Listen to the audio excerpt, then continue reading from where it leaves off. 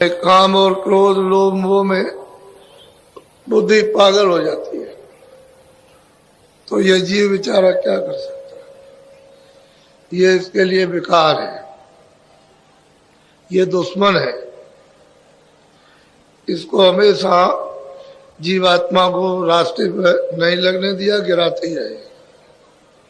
इसलिए इस जगत में कहते हैं बंधन जब टूटेगा जब महात्मा मिलेंगे और रास्ता मिल जाएगा, तो ये बंधन धीरे धीरे धीरे धीरे कम हो जाएंगे। जैसे जैसे कम होते जाएंगे वैसे ही साधना में आप अग्रसर होते जाओ। ये पीछा नहीं छोड़ेंगे तो आप क्या साधन कर सकते हैं? कुछ नहीं कर। ये बंधन तभी टूटते हैं जब महापुरुष मिलते हैं। और ये मोटे बंधन है, ये जगत के गुरु भक्ति से काट। कहते हैं जो जो गुरु आदेश दे उस शब्दों का आप पालन करो तो ये कट जाएगी मोटे बंधन। अब रह गए चित्त के बंधन, जो जुगों जुगों से चित्त चिंतन करता आया, अब वो रस्सी की तरह से बंधा पड़ा हुआ, न मालूम कितने जन्म हुए वहां बंधा है।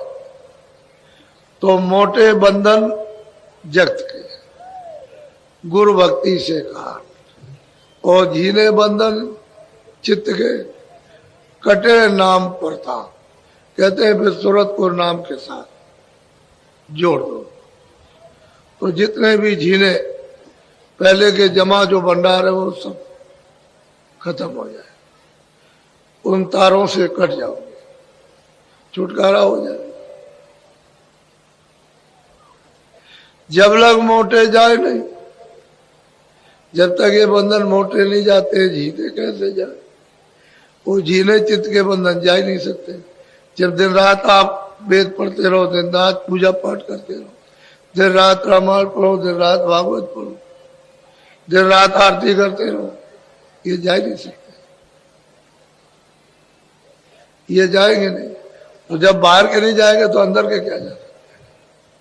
ताते सबको चाहिए, सबको चाहिए जितने भी नित्य गुरु भक्त कमाए, हमेशा उनके आदेश का पालन करो, काम हो जाएगा, काम हो जाएगा।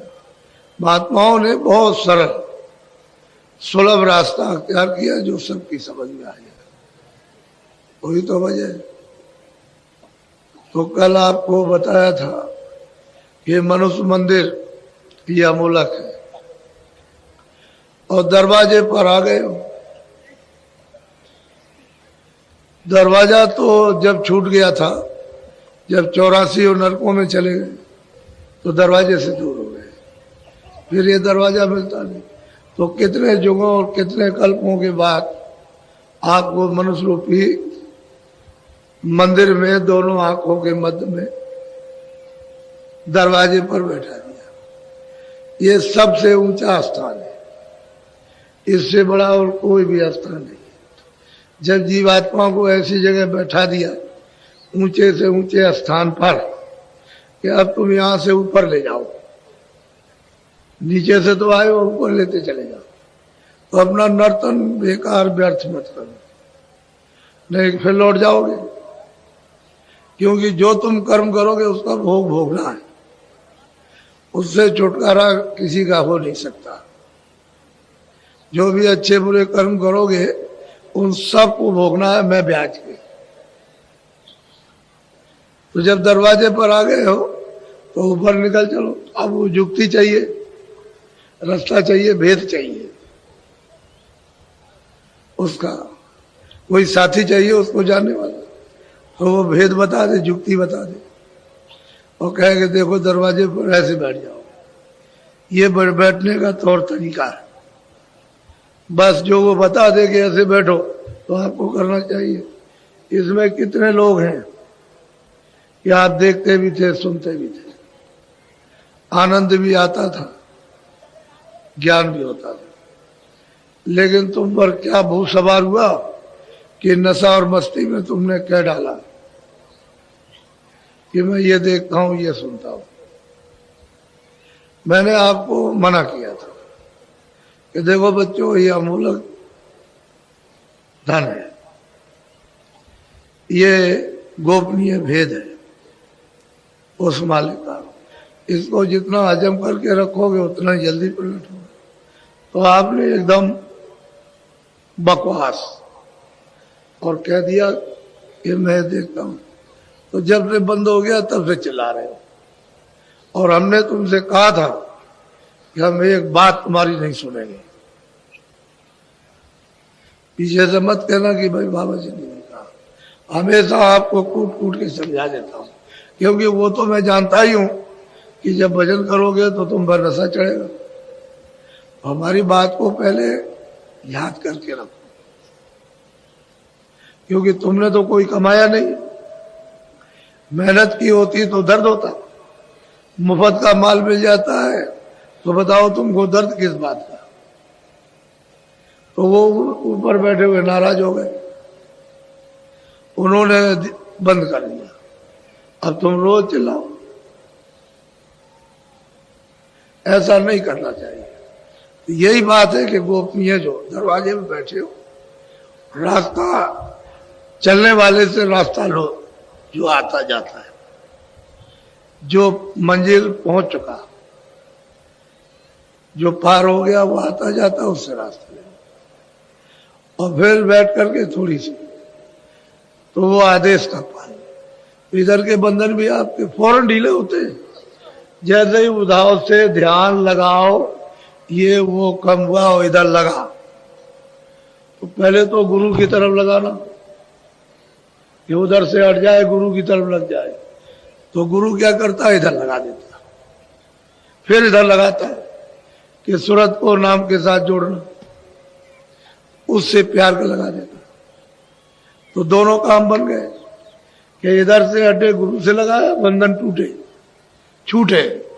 और फिर उसके बाद में अंदर में सूरत और नाम के साथ जब जोड़ दिया तो वो बंधन ये भी छूट गया, बाहर का अब अंदर का हो गया। तो उनका काम अलग है और हम लोग उसको समझ नहीं पाते। जैसे किसी डॉक्टर, हम देखते हैं डॉक्टर के यहाँ जाओ ना, तो पैर भी पटको और हाथ भी पटको, सिर भी पटको। ये बताओ डॉक्टर कैसे दवा देगा और औजार कैसे लगाएगा चीड़ फाड़ करने का। कि तू तो हाथ भी पटक रहा है, सिर भी पटकता है, पैर भी पटकता है। तो मैं देखता हूं कि तुम चुपचाप नहीं बैठ सकते हो, कि तुमको कुछ देना चाहते हो तो पैर भी पटकते हो और हाथ भी पटकते हो और अब गिरते और कूदते भी हो। ये क्या है? ये इससे मालूम होता है कि बड़े कर्म खराब, इसलिए कूदा फौंदी हो रही है। अरे भाई कुछ चीज लो तो जरा सा धीरे से, आस्तिकी से लेना चाहिए। लेकिन ये देखते हैं आप खुद भी परेशान और हमको भी परेशान करते हो। इतना नहीं जानते हो कितनी मेहनत करते हैं और फिर भी। तो असली बात यह है कि लेना नहीं आता, जो कहते हैं उसको सुनते रहे तो वह छूट जाते हैं उसमें। वो महात्मा महापुरुष तो जब जब आते हैं देने के लिए आते हैं, वो कुछ नहीं रखना चाहते हो तो कहते हैं भाई निकल जाए किसी तरह से, ये यहां से तो अच्छा ही है। वो कब चाहते हैं कि तुम यहां रहो, लेकिन बस यही इसी जगह घेरे पड़े रहते हैं, बंधे हुए। ऐसा नहीं है, यहाँ तुम्हारा कुछ नहीं। ये बात बिल्कुल देखने में आती है, यहाँ किसी का कुछ नहीं है। अभी लड़के का समय हो जाए तुरंत चलो, उठा के लेगा गंगा जी में बहा दिया। किसका लड़का, किसका लड़का, किससे मोह करते थे, इससे करते थे। तो ये पड़ा है तो हम वो कर लो, उसको फेंकने क्यों जा रहे हो? पत्नी है, उसका समय हो गया, चलो निकलो। पति का समय हुआ, उसका तुम्हारे सामने रोड घटना होती है, रोते चिल्लाते हो कुछ नहीं। ये कौन रो रहा? ममता रोए, ज्ञान नहीं रो रहा। ज्ञान में तो रोए नहीं जाता। अगर बुद्धि का भी विवेक हो जाए तो रोना होना कुछ नहीं। अज्ञान रो रहा, ममता रो रही है, इसलिए पीड़ा है आपका कुछ नहीं। अब यह है कि बताया उन्होंने कि भाई तुम देश में आए, तुम फंस गए हो कर्मों में, तो सहज सहज धीरे धीरे सने सने निकल आओ। वो तो ये नहीं चाहते। कोई आदमी कहे कि भगवान कंठी में मिलेगा, कोई जनेऊ में मिल जाएगा, लंगोटी में मिलेगा, लाल कपड़ों में, इससे उससे क्या मतलब है? लाल कपड़े, गेरू कपड़े, लंगोटी, जनेऊ, इससे क्या? ये कुछ नहीं। इसमें कोई मुक्ति हो, कोई मालिक थोड़ी मिलता। वो तो मालिक तो मिलता है वो निर्मलता से। तो जो भी निर्मल हो जाए, छोटा बड़ा कोई भी हो, किसी जात का हो, निर्मल हो जाए, वो मुझे पाले। वो सुपज भी थे, रैदास भी थे, मेरा भाई छत्राणी थी, गोस्वामी ब्राह्मण थे, तो कोई जाट था, कोई मतलब यह है कि बनिया था, कोई कुछ था। तो उससे जात पात उससे क्या मतलब? आदमी होना चाहिए जो निर्मल हो जाए, कोई मुझे प्राप्त कर सकता। यहाँ तुम जात पात में बंधे पड़े हो कि वो जात पात से मिलता है। जात पात से क्या? जात पात तो तुम्हारी व्यवस्था है, उसकी भौतिक चीज है कि इस व्यवस्था से रहना। और जात पात नाम तो एक व्यवस्था है कि आपका नाम रख दिया तो आप पुकारे जाओगे, उसकी तरफ से तो कोई नाम नहीं। तो आप अपनी चीज को समझो, वो तो अलग है, लेकिन वो तो अलग है, उसको भी आप इसी में जोड़ देते हो, तभी तो तुम्हारे ऊपर संकट आ जाता। तो हमने कल बताया था कि देखो कैसे पहला स्थान कैसे प्राप्त किया। जब उन्होंने प्राप्त किया, पहली मंजिल पर पहुंचे तो ईश्वर का दर्शन, 3 लोक के मालिक का दर्शन। फिर दूसरी मंजिल तय की तो ब्रह्म का दर्शन हुआ, जहां की कारण वही से उत्पत्ति हुई है। अनाद वेद की उत्पत्ति शब्द स्पर्श रूप रसगंध वही से, वही कारण बीज है। तो बीज अगर मतलब यह है कि नाश कर दिया जाए तो जीव छुटकारा पा गया। जब तक बीज नाश नहीं होता तब तक किसी मंडल में भी सूरत पहुंच जाएगी तो उसको फिर वापस आना है। ईश्वर के लोक में पूजा, ईश्वर का साक्षात्कार करे, वहां रहे, उसको भी वापस आना। फिर ब्रह्मलोक में पहुंचे, लोक में रहे, वहां ब्रह्म का दर्शन करे और उसके बाद में उसको भी लौट के आना। लेकिन जब शब्द स्पर्श रूप रसगंध इसके बोझ से परे हो जाएगी, शब्द रूप हो जाएगी, फिर कुछ नहीं, शब्द में प्रकाश है, शब्द रूप हो जाती है। फिर ये दूसरों को खुराक देने लगती है। पहले दूसरों से लेती, जब शब्द स्पर्श रूप है तो दूसरों से खुराक लेती है, अब ये दूसरों को भोजन देने लगी तो शब्द रूप, तो फिर गुणातीत हो जाती है, फिर वो बंधन में नहीं आ सकती। तो ये भेद कोई जानता नहीं, अंदर जाकर के मालूम होता, पता चलता है। जब मंडलों में जाओ तो मालूम होता है कि ये है क्या। उधर से पता चलता है ये सब छाया, सब छाया। और छाया पकड़ते पकड़ते कितने बादशाह है, कितने महाराजे, तमाम लोगों को कत्लेआम कर दिया, तमाम लोगों की हिंसा कर दी, तमाम को मार दिया, लेकिन पड़ा उनके हाथ कुछ नहीं, छोड़ के चले गए। हाँ, छाया किसी के हाथ में है। इतना धन और दौलत सतयुग का, त्रेता का, द्वापर का और मतलब ये कलयुग का, और वो सब का सब। और किसके लिए? धन दौलत के लिए कत्लेआम किया, हाथ कुछ नहीं लगा। ऐसे ही हाथ कुछ लगने वाला नहीं, क्यों? छाया किसके हाथ आती? वो तो ठगनी है। अभी यहां बैठ गई ऐसा, और उधर से इकट्ठी होने लगी, इधर से। अब देखा कि आपको घमंड और अहंकार आ गया, तो यहां से उस गरीब के पास बैठ गई, तो वहां जाने लगा, ये रोने लगा कि जा रही है, जा रही। पहले तो जब नहीं था रो रहा था, और जब आ गई तो घमंड अहंकार में अब जा रही, तो अब रोने लगा, वो हंसने लगा। पहले रो रहा था और फिर हंसने लगा। अब उसके बाद जब उसको भी गरुड़ गुमान और घमंड आया तो वहां से उसके पास बैठ गई। ये किसी की नहीं है, छाया किसी की नहीं होती बच्चा। और वैसे उसके लिए विलाप कर रहे हैं। अरे भाई, असली काम करो। मनुष्य मंदिर में आए, उन्होंने कहा भाई महात्मा को पढ़ो, उससे प्रेम करो, तुम्हारा बंधन ढीला हो जाएगा। वो युक्ति बता देगा, तुम अंदर चल पड़ो, उससे मदद ले लो, घर की तरफ चलो और अपने घर में पहुंचो। यहाँ कहाँ तुम्हारा घर है, सब परदेश है। तो आप 2 मंजिलें आपने सुनी, एक ईश्वर की, ब्रह्म की, और अगर दर्शन नहीं किया होते तो बताते क्या? दर्शन किए, तभी तो बताया। अब तीसरी मंजिल है पार ब्रह्म की। ये दो ईश्वर ब्रह्म की तो मंजिल प्राप्त कर ली, अब पार ब्रह्म की मंजिल है, उसको भी जरा सुन लीजिए, ताकि आपको पता तो चल जाए कि भाई इतनी मंजिलें मुझे पार करके जाना है। तो किसी का कोई विरोध थोड़ी है, अरे भाई उसके पास जाओगे, उसका दर्शन होगा, भाई आप उसके अनुकूल चलो तो क्यों बाधा पहुंचाए। जब आप उसके नियम के अनुकूल चलोगे, जो विधान बनाया, तो फिर वो बाधा क्यों डालेंगे। बाधा तो तब डाली जाती है जब आपने उसका उल्लंघन किया। आप उसके अनुकूल रहिए, कोई बाधा नहीं। भाई कानून तो इसलिए बनता है कि आप कोई खराब काम मत करो, अच्छा करो। तो कानून किस बात का, कोर्ट कचहरी किस बात की। जब सब अच्छा काम करने लगे, कोर्ट कचहरी उठ जाएगी कि कोई बुरा करने वाला है ही नहीं, तो यहां बैठ के क्या करेंगे। ऐसा समय कौन बिताएगा। इसलिए उसके नियम के अनुसार चलो, तो कोई बाधा नहीं किसी तरह की। तो इन लोगों ने कोई अब नियम के अनुसार चले, कोई बाधा नहीं, अब चलते गए, उनका भी दर्शन, उनका भी दर्शन। अब आप तीसरी मंजिल की बात सुन लीजिए, बोलो।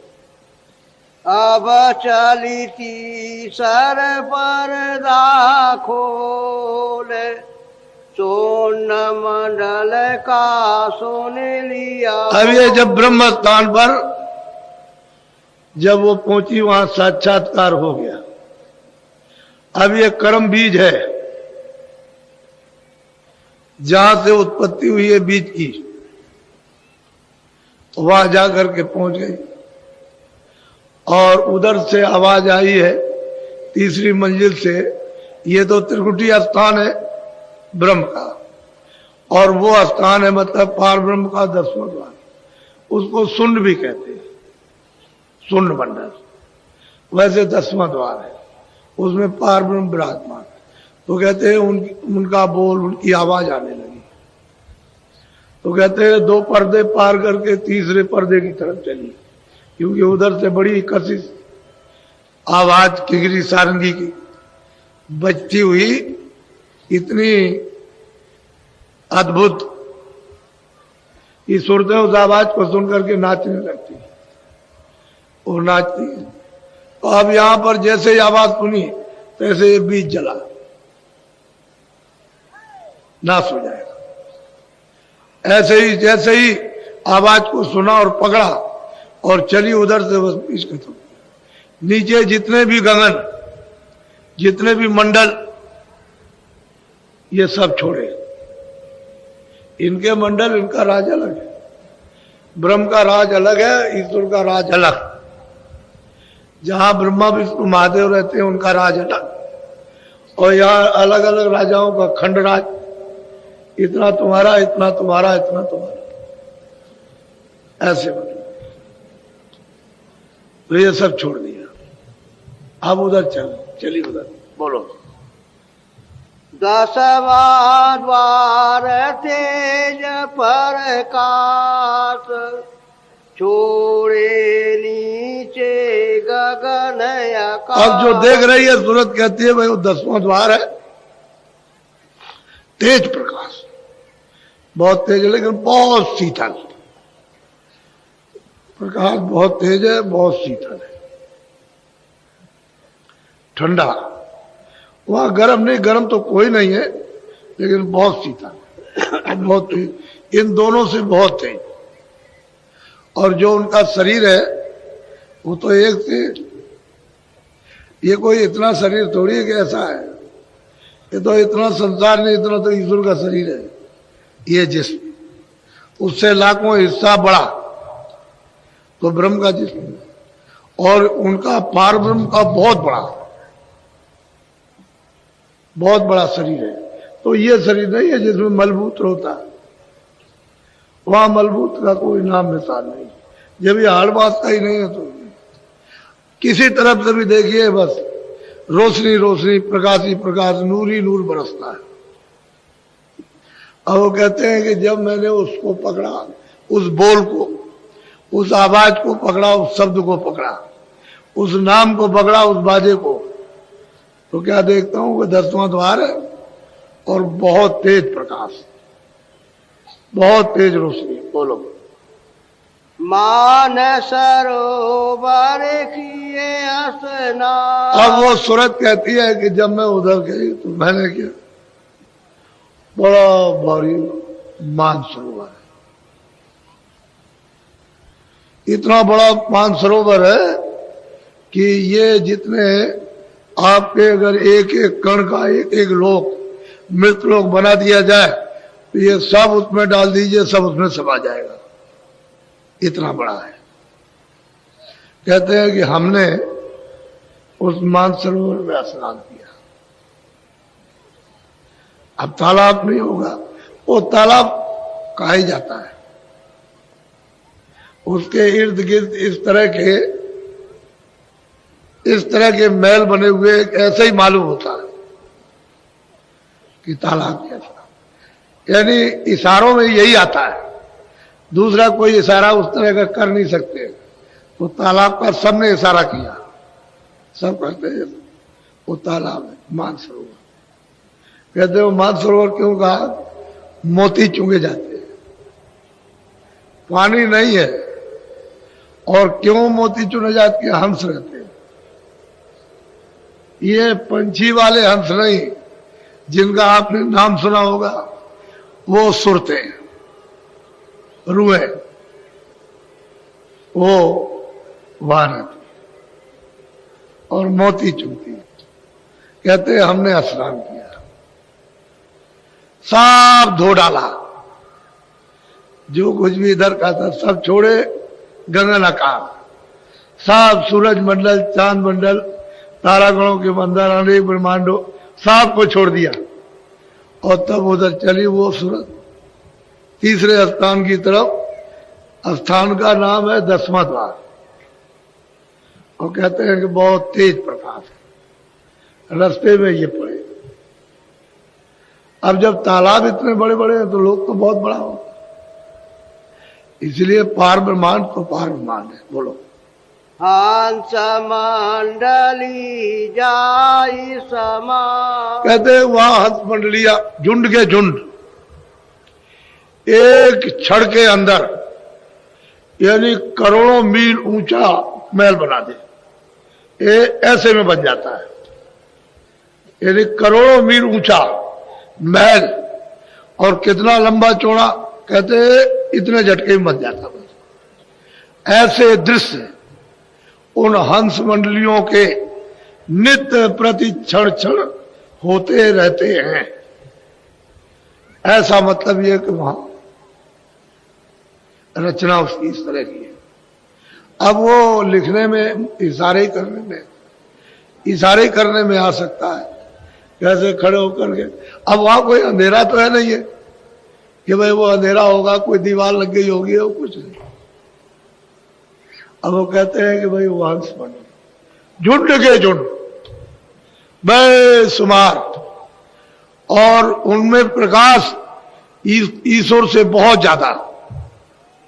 जो सैदल कमल में ईश्वर विराजमान, खुदा गाढ़ विराजमान है, इससे बहुत ज्यादा उन हंसों का एक एक का यानी प्रकाश है। इनका प्रकाश तो कुछ नहीं है, जो उनका प्रकाश।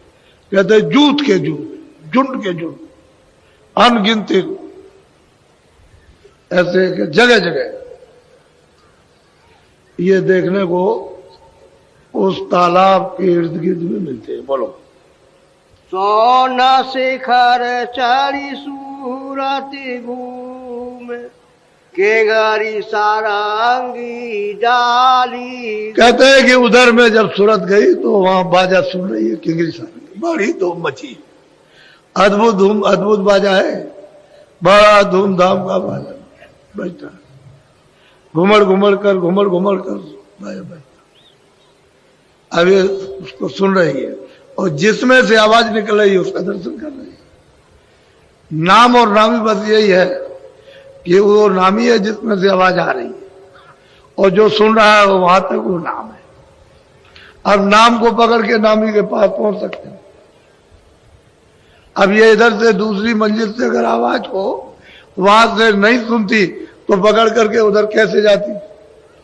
वो तो सुनी उसकी कशिश है, फौरन आवाज खींच ले गई और जाकर के उसने स्नान कराया, फिर धूम मची है।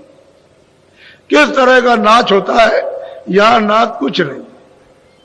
ये जो आप देखते हो थिएटरों में जाकर के इसी में मोहित पड़े हो, कितना भी रोका जाए बच्चों को, भाई मत जाओ, कोई अच्छा नहीं है, कोई अच्छा नहीं है, चोरी से चले गए, हम तो मित्रों से मिलने गए थे, चोरी से चले। जब यहीं फंस गए हो तो वहां तो मतलब बगैर सनीमे के सनीमे हर क्षण, वहां कभी कोई सोता ही नहीं है, क्योंकि वहां तो नींद है नहीं, रात्रि है नहीं, ना वहां यहाँ दिन है, न सोने वाला ये शरीर है, न ये बाहर की चरम आंखें, वहां तो कभी कोई सोता ही नहीं सदैव, क्योंकि वहां तमोगुण, ये आलस, सुस्ती, जाहली, कायली, ये तो शरीर में, वो तो वहां कुछ है नहीं, वो तो सूरत है। बोलो। सोने सोने सूरती हो गई सार, पहुंची जाए त्रिवेणी। अब वो कहते हैं कि सुन सुन करके स्नान किया मानसरोवर में। अब वो इतना जोर का प्रकाश है उस मानसरोवर में, ऊपर से पड़ता वहां, तो उस प्रकाश में जब स्नान करती है तो उस रोशनी को बर्दाश्त करती, सहन करती है। नहीं तो ऊपर की रोशनी अगर जाएगी ऊपर तो बर्दाश्त नहीं कर सकती, तो रोशनी उसे बर्दाश्त करना पड़ेगा कि ऊपर टिक सकती है कि नहीं टिक सकती है। इसलिए उसको स्नान किया कहते हैं। उसकी धूमधाम से कहते हैं कि उन बाजों में जब वो रली मिली, उसमें रत हुई, तो उधर जा करके ऊपर की तरफ उधर जाती है तो त्रिवेणी, गंगा, जमुना, सरस्वती साफ, लेकिन ये नदी नहीं है गंगा जमुना। लेकिन दूसरा कोई प्रमाण नहीं गंगा ही जमुना का है कि गंगा जमुना ये एक धारा काली है और एक बिल्कुल एकदम सफेद, वो तीन धाराएं हैं, तीन प्रकार की। इसलिए उसका प्रमाण, ये सब शब्द ऊपर ही से आया, यहां गंगा जमुना का नहीं है, ऊपर से आया। और वहां वो असली त्रिवेणी संगम है। अब वहां जब सुरतें जब जाती हैं, वहां स्नान करती हैं, तो मतलब ये वो धारा, बोलो। महासोन काना कालीन, गुप्त भेद जायली नाची। और वो कहते हैं कि जब वहां पहुंची 10वें द्वार में पारब्रह्म, इसी को पिया पद कहते हैं, दर्शन किए उस पारब्रह्म को, और वहां से ऊपर से आवाज आती है, महासुन यानी भंवर गुफा, जो सोहम पुरुष विराजमान, सोमस्मित वृत्ति अखंडा, तुम्हारी रामायण में लिखा है।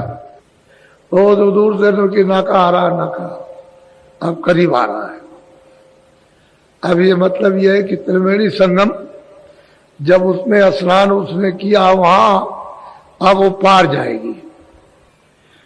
ये भी छोड़ दिया, ईश्वर को भी छोड़ दिया, ब्रह्म को भी छोड़ा, अब पार ब्रह्म को भी छोड़ दिया। अब वो ऊपर जाएगी महात्मा भवर को। बोलो। अंध घोर जा भारी फेर, सातर पालंग जा का। कहते हैं कि वहां अंधघोर क्यों है, वहां कोई अंधेरा तो है नहीं, लेकिन प्रकाश इतना है कि वहां चकाचौंध, यदि दृष्टि उस प्रकाश को बर्दाश्त नहीं कर सकती, बिल्कुल आंखें बंद हो जाती। इतना घोर यानी प्रकाश कि उसमें मतलब है कि काम नहीं करती यार, जब तक बर्दाश्त न करने उसको। इसलिए तो जगह जगह बर्दाश्त करना पड़ेगा। जब सूरत यहाँ बैठती है और जब आंख खुलती है, जैसी रोशनी आई बंद हो जाती, हिलती है, बर्दाश्त करना पड़ेगा। लेकिन इस मैदान में अगर कहीं अंदर चली गई तो मतलब यह है कि खरब जोजन नीचे, खरब जोजन नीचे चली गई। अब आप खरब जोजन, यहाँ क्या है खरब? सूरज इधर से निकलता है, जैसे डूबता है, कितना है आप बताइए। खरब योजन नीचे और खरब योजन ऊपर चली जाएगी, तो कितना हो गया? खरब योजन होते। इसलिए कुछ और बात है जो आप ये सब, जब सूरत अंदर में जगती है और चलती है तो सब अनुभव करती जाएगी। जो मस्ती और नशा चढ़ता है वो वही जानती है। इसलिए महापुरुषों का कौन पहचान सकता? कौन उनको पहचान सकता? किसने पहचान पाया? हमको तो कोई आज तक नहीं मिला जो ये कहे कि मैंने पहचान लिया। वो किसी को पहचान करा दें वो तो बात अलग है, और किसी को पहुंचा दे वो तो अलग। वो तो सबने सिर पीटा ये कदमों में, और लेकिन ये नहीं कहा कि मैंने जान लिया, ये नहीं बताया। बोलो। वाणी चारे गुप्त जा उठती, सोरते रागिनी नई नई सुनती। कहते वहां 4 गोपनीय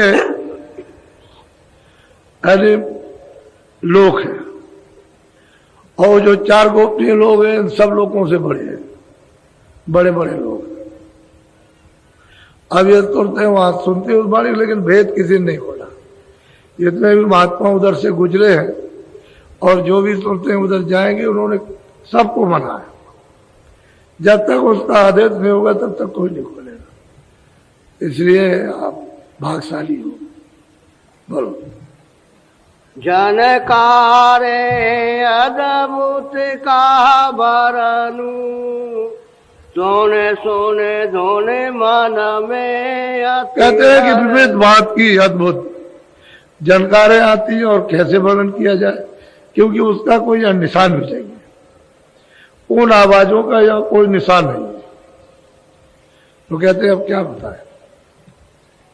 अब यही कहा कि सूरत जब यहां से जाएगी, रास्ते में चलती जाएगी, पहुंचेगी मंजिल पर, तो अपने ज्ञान को, अपने बोध को अपने आप प्राप्त करेगी।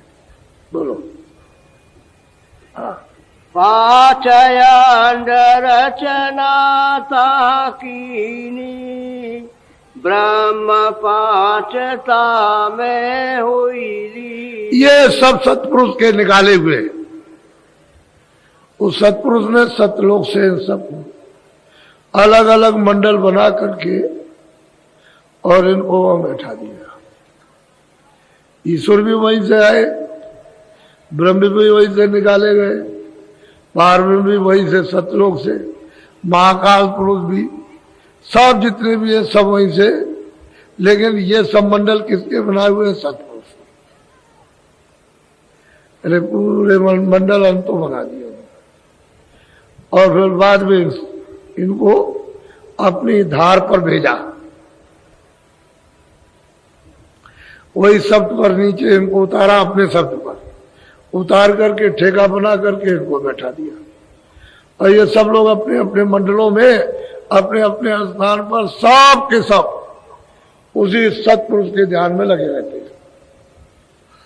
उसके बगैर उससे तो सब थर-थर कांपते हैं।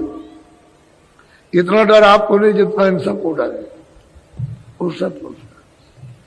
बोलो।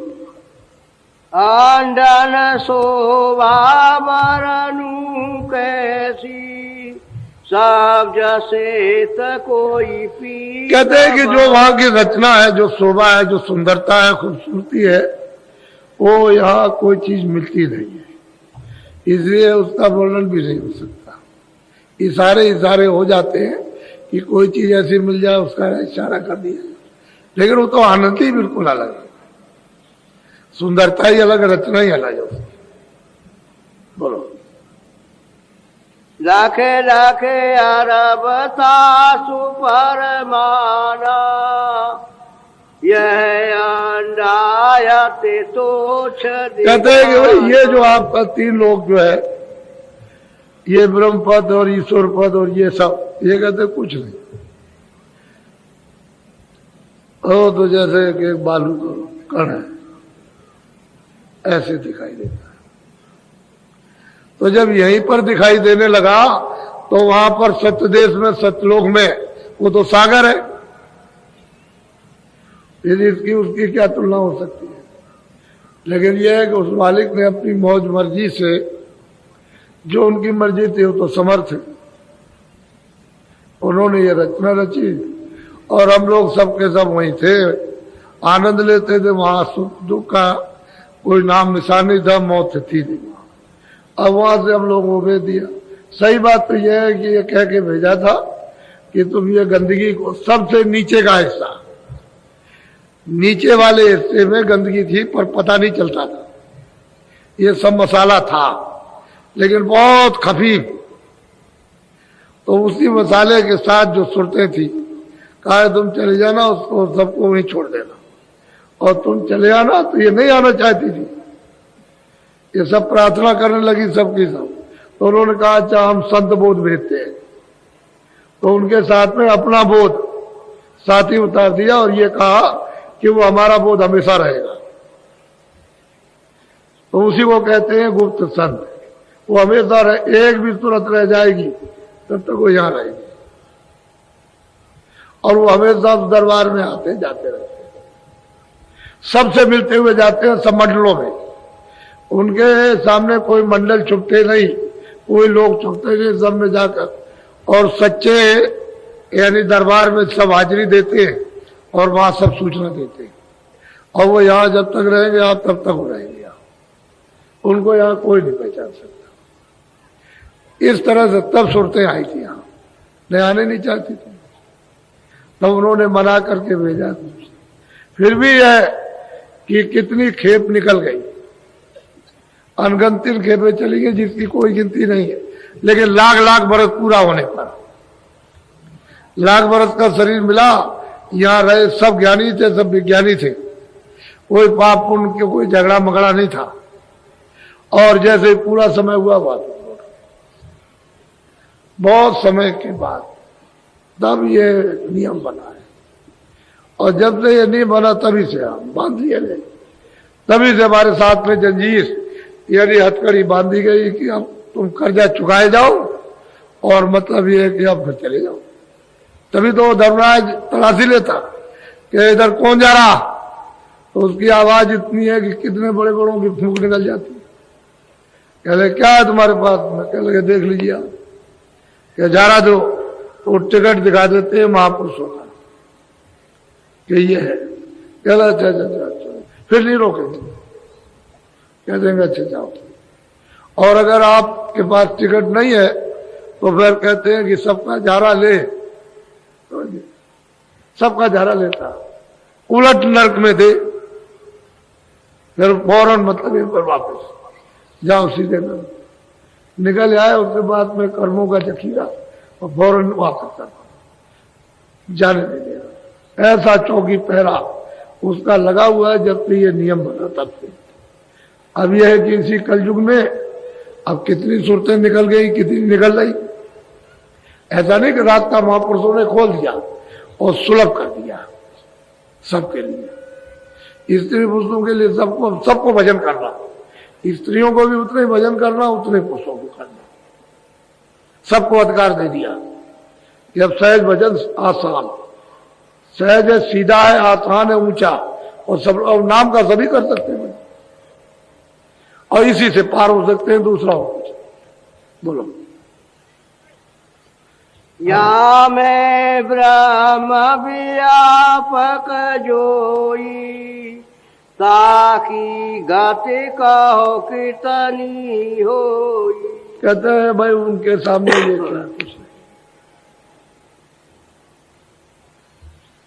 ये तीसरी मंजिल, और उन्होंने कहा देखो ऐसे प्राप्त की जाती है, पाई जाती है। आगे की चलिए, बोलो। ताका ज्ञान पाई है ज्ञानी, पूरे मन में होए। कहने का मतलब यह है कि अगर यहां भी पहुंच जाओ कि भाई ईश्वर का साक्षात करो तब भी ठीक है, लेकिन किताबें पढ़ करके बस कहते हैं ज्ञान में भूल गए। किताबें पढ़ ली, इतना घमंड, चकना चूर, इतना घमंड, इतना। अरे भाई कुछ तुम बैठ के कुछ कर सकते हो, कुछ किया है, कुछ नहीं। बात मतलब ये विद्या का हमको इतना घमंड, इतना गरूर आ गया कि दूसरे की सही बात को सुनते हो। कहा जाए कि अच्छा भाई थोड़ा सा बैठ करके तुम थोड़ा रोको तो 2 मिनट भी नहीं बैठ सकते, लेकिन घमंड हो। तो कहते हैं ये भौतिक विद्या है, ये टेढ़ा कर देती है। अगर विवेक ना रहेगा तो गए। और ये भौतिक विद्या इसलिए कम से कम बुद्धि को तो सम रखना चाहिए, लेकिन बुद्धि को क्रोध में, अहंकार में, गरुड़ में, तो कहते हैं इसी में भूल गए, उनको भी कुछ नहीं मिला। जाने उन्होंने ध्यान लगाया, उनको भी कुछ नहीं मिल पाया। किसी ने कुछ किया, किसी ने किया। ये सब मतलब यह है कि भूल गए, क्यों कि रास्ता तो मिला नहीं और अटक गए। कोई किसी में, कोई किसी में, कोई किसी में। जो जिसमें समझता चल ठीक हम कर रहे, और कर कोई ठीक नहीं रहा। क्योंकि जानने वालों के पास पहुंचे तब तो पता चले। अब जानने वाला कोई मिला नहीं तो समझते हम जो कर रहे हैं वही ठीक है। तो आपके कहने और समझने से तो नहीं बनेगा। बोलो। मेढक सी गति न की जान, कूप समुद्र जाने अभिमान। यही बात है। 2 सिपाही फौज में नौकर थे। अब देखिए, मतलब माया की गति को देखिए। बहुत प्रेम था उनका, एक ही मतलब मां के थे दोनों पुत्र, और एक ही जगह नौकरी उनकी थी। छुट्टी आ रहे थे, तो मतलब यह एक राजा एक जंगल में शिकार खेल रहा था। ये उधर से चले आ रहे थे और राजा वो शिकार खेल रहा था। तो उसने देखा कि ये हिरन भागा चला जा रहा और रास्ते से ऐसे गुजरा तो देखा कि एक औरत इधर कैसे जा रही, तेज अच्छे कपड़े पहन कर, बड़ी तेज रफ्तार से। तो आगे तेज रफ्तार से चली जा रही झूमती हुई। आगे गई तो एक कुआं था, उसमें बैठ गई। तब तक ये पीछे से सिपाही आए। सिपाही ने देखा कि वो औरत एक अकेले बैठी है, एक देवी, तो चलो एक कुआं है, चलो देखे जरा सब पानी आनी पी लिया जाए। तो दोनों भाई वहां चले गए, वो चुपचाप बैठी है।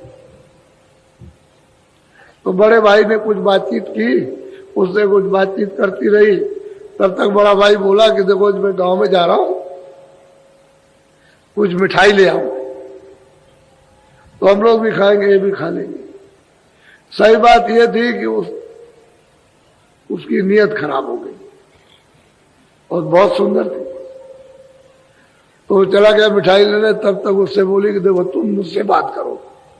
कह लगे नहीं, हमारे बड़े भाई से आपने बात कर ली है, अब मैं आपसे कुछ बात नहीं। कह लगे क्या कहा, क्या बात कर ली, हमसे बात करो। भाई एकदम से बिगड़ करके उसने फाड़ दी, ये कपड़े फाड़ दिए और ऐसे बैठ गए। तब तक वो बड़ा भाई उधर से आया, देखा कि सब कपड़े फटे हुए।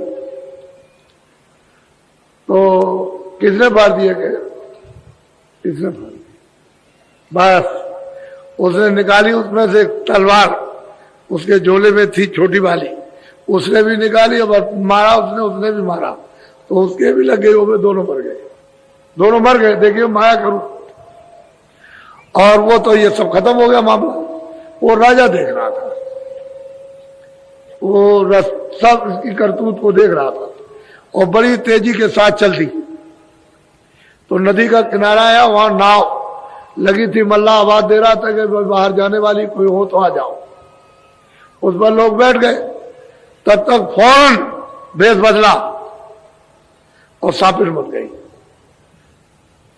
अब नाव तो छोड़ दी, अब साबिर बन गई। तो कभी इधर कभी इधर, तो सब लोग कोई इधर कोई उधर, कोई इधर भगा कि सांप आ गया, सांप आ गया।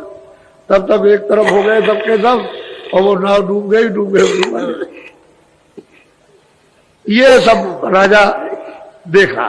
देखो फौरन मतलब ये कि भेष बदल लिया और नाव में चढ़ गई, और उसके बाद में वो मर गया। उसके बाद उस पार गई तो ब्राह्मण का भेष बना लिया, तिलक लगा लिया और बैठे हुए। तो राजा गए उस पर, कहा भाई मैंने तुम्हारा ये सब कुछ देखा कि तुमने ये किया, तुमने ये किया, तुमने ये किया।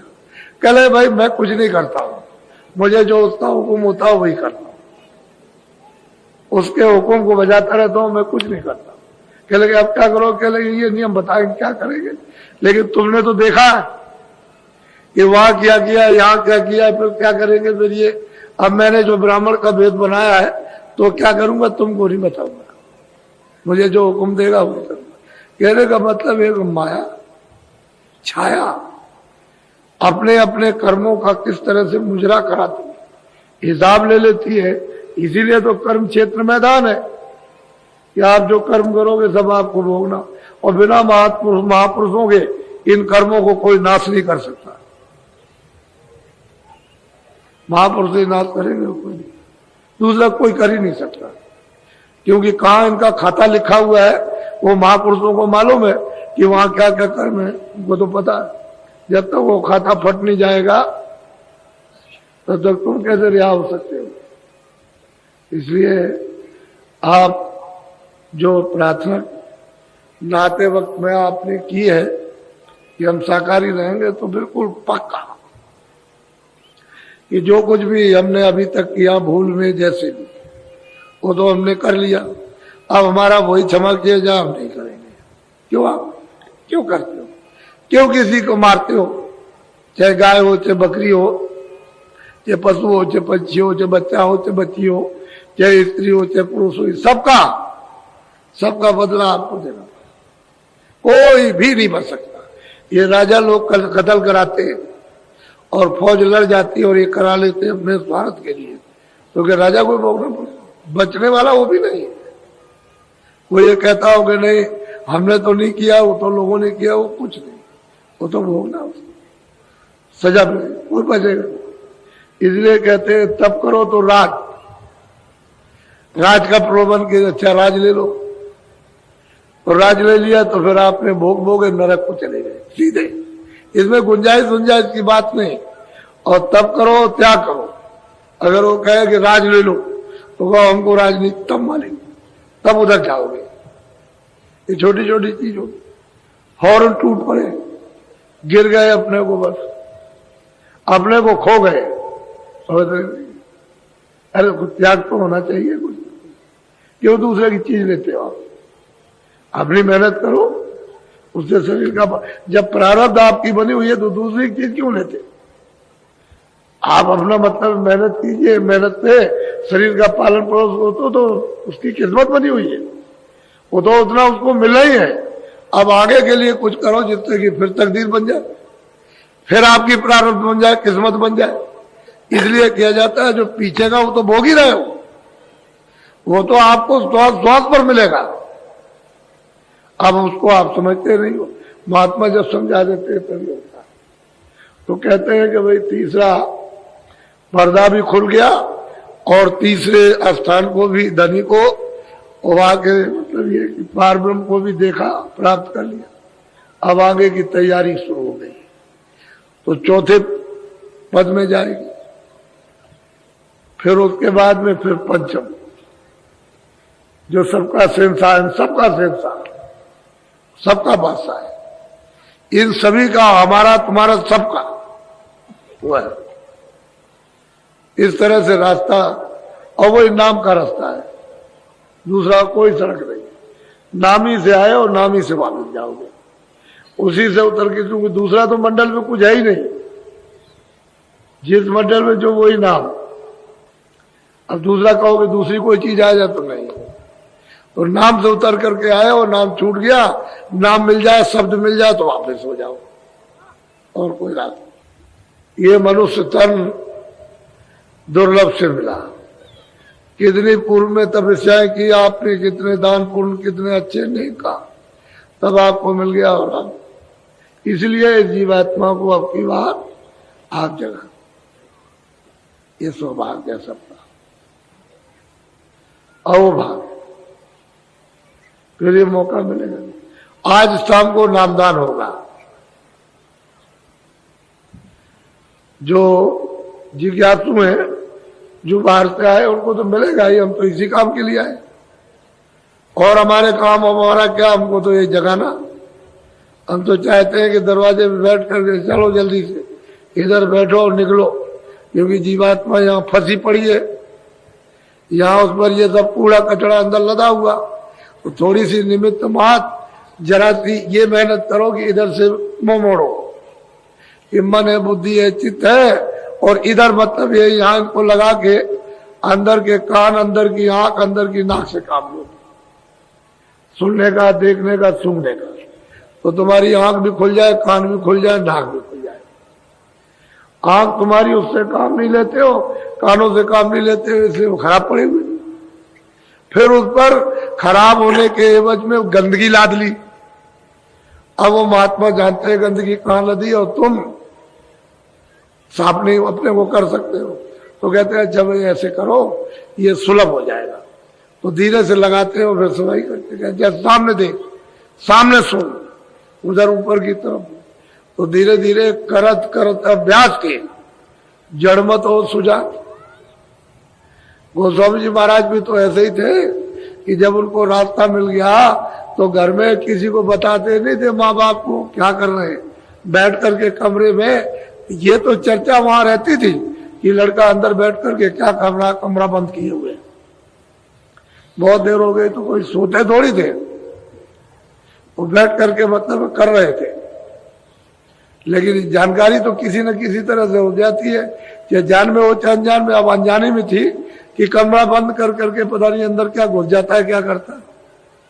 जब उनकी इच्छा हो तभी अंदर घुस जाए। कमरा को बंद करने से किसी को बाहर से आवाज दे, यार भाई खाना बन गया, रोटी खा लो, तो नहीं खा। ऐसे ही मतलब ये सभी ने ऐसे किया, किसी को क्या मान क्या, जब तो असल में निमित्त मान। तो ये अवसर आपको मिला और अमोलक चीज मिल रही है, तो कोई देगा नहीं। इस तरह से जैसे आपको बांटी जा रही है, कोई देने वाला नहीं, यह अमोलक चीज है। और मतलब यह कि आपको कहा जा रहा है ले लो ले लो, तो ये तो मैं जानता ही हूं कि आपको लेना आता नहीं है, और दे दी जाती है तो रख नहीं सकते हो, क्योंकि रख नहीं जाता। वो तो वही बात है कि धीरे धीरे सने सने ही सब काम हो जाता है। अब ये दृश्य आप सब देख रहे हो, आपको क्या मालूम कि मैं रात को किधर गया था, लेकिन किसी को पता नहीं, किसी को मालूम नहीं, किसी को भी पता नहीं है, कोई नहीं जान सकता एक आदमी के सिवाय, एक ही आदमी जानता है। और कहां कहां घूम आया लेकिन आपको नहीं, लेकिन नहीं, आप लोग लग जाइए। किया है आपने सेवा काम, ये इस तरह से कर्जा हमारे सामने, आप इसी सेवा से झाड़ू लगाकर ये गंदगी को उठा करके इसको साफ कीजिए। और महात्माओं ने ऐसा किया है, तब महात्मा बने, तब उनको प्राप्त हुआ। वो इसको कुछ नहीं समझते, इसको इसलिए कूड़ा कचरा, इसको ऐसा मत समझो ये सब कर्जा है जिसका मलबूत उठा करके फेंक दोगे, अरे इतने में तुम्हारा प्रयागराज त्रिवेणी संवर्धन लेन देन कर्जा खत्म हो जाएगा। तुम दिल से करो, मतलब ये हृदय से, स्वेच्छा से। ये बाबा जी ने मतलब ये कहा था, भाई कर्जा किसी का पानी पिलाना, रास्ता बता देना, किसका ये किस किस बात से, किस तरह से, जो पहाड़ का फल रखा हुआ है, मैं कर्जा ब्याज वो धीरे से अदा करवा और जीव को हल्का करते। काम तो सब सूरत का करना है, जीवात्मा का, तो तुम लोग इसको समझते नहीं। और मैं तो यही जानता हूं कि जब उनकी तवारीख उनकी पढ़िए भक्तों की, जब कभी भी, तो यही पता चलता है कि उन्होंने क्या किस तरह से प्राप्त किया, ऐसे ही प्राप्त। तो आप तो उतनी मेहनत करते भी नहीं, सीधी सादी, तो घेर घार करके सबको लाए हैं और यहाँ पर इस पर आए सब लोग प्रेम के साथ में। इसी तरह से अगर लोगों को भजन करना है वास्तव में, क्या मैं मतलब हरि का भक्त होना चाहता हूं, हरि आदेशों पर चलना चाहता हूं, मैं रामायण गीता भागवत को मानता हूं, मैं देवी देवता को मानता हूं, तो शांति के साथ पूजन कीजिए।